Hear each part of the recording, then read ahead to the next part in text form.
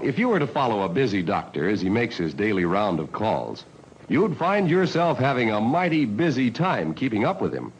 Time out for many men of medicine usually means just long enough to enjoy a cigarette. And because they know what a pleasure it is to smoke a mild, good-tasting cigarette, they're particular about the brand they choose.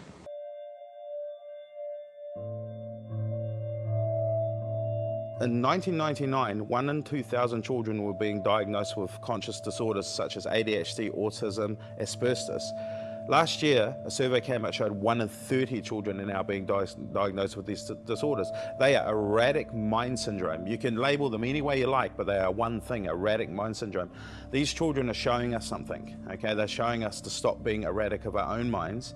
And I've proven it in a few cases in autistic homes where I've put certain things into those homes and gave parents certain things to do, and those children calm right down.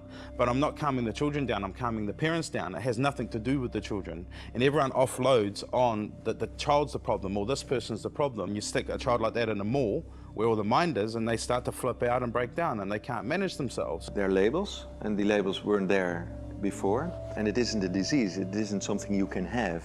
It is a description of symptoms that sometimes fit more or less with people.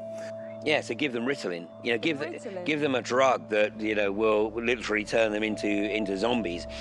You know, anybody who shows any kind of individuality is effectively being demonized. These children that are a bit more restless are taught that they are no good. And they get E's and C's and D's and never A's and B's. So we deliver them at 12 at secondary agency, and the only thing we taught them is that school sucks, big time. I saw a graphic recently which was a barcode. And it was showing humanity's evolution of the tribe through to individuality, and then the loss of features, the loss of individuality into the pure barcode. And that's exactly what is happening right now. Ritalin or Concerta, if you have this kind of personality structure or this tendency, it helps you to focus. And part of the medication helps you to relax your muscles. Like me, I'm also quite I have 30 things in my head. But 2 of them might be very creative and different from the rest of the thoughts that you have. Like, okay, I have to get to the shop to buy milk. But it also might be an idea for a better workshop tomorrow for the children. So if you have many thoughts in your head and you're restless and you can't concentrate on a boring task for long, that might mean, I don't say it always means, but it might mean that you're quite creative. Homeschooled kids think a lot more outside of the square because they haven't gone into a system at 5 and being told how to think and what to draw and what to write. Try to teach children how to read. It's never relevant to them. If you're very much interested in reptiles, you never get during reading time books about reptiles. Why? Because if you want to read comics or reptiles or whatever things, then you're reading and then you're practicing how to read. So why are we acting so complicated?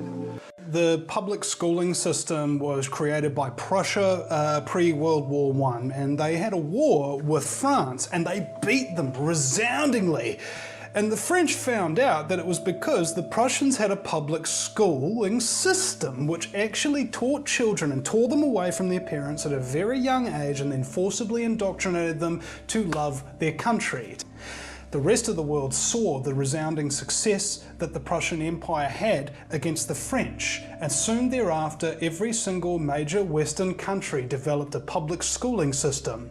And directly after that, World War I happened, the world's largest ever war, called the Great War, which everybody agreed was so terrible and so painful to bear and so destructive that they vowed to never have another one again. And then public education got bigger.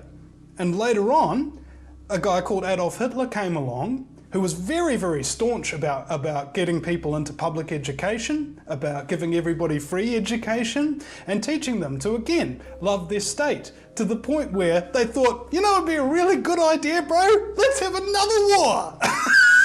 They are curious and they want to master the world, they want to be king of the world, because that's their age. And normally that is till you're 24 or so. So why kill that? And we have a boy who's trying to do the same here, and they do exactly opposite of what they're supposed to do. So you know then as a teacher that they are very much aware of what they should do. So they're very smart in that, but they do exactly the opposite. So why should that be? That is, the frame is too confined for the child. Particularly for my children, I could see early that they were very creative. They were thinking outside the square. They were really in touch with the world. And unfortunately, in a school system, they have to work to national standards, which is put there from a government. And the teachers don't have the space to explore with them that kind of teaching, because they have to be able to read at 6 and they have to be able to do this kind of maths, which is just nonsense. You have some people, pressured into sort of choosing a career path when they're very young, before they've got any life experience, pressured into choosing certain career paths simply because it will provide financial security. Financial security to keep well adjusted to the profoundly disharmonious situation we find ourselves in today within the matrix we all collectively accept as real. And all that through a piece of paper with a number written on it.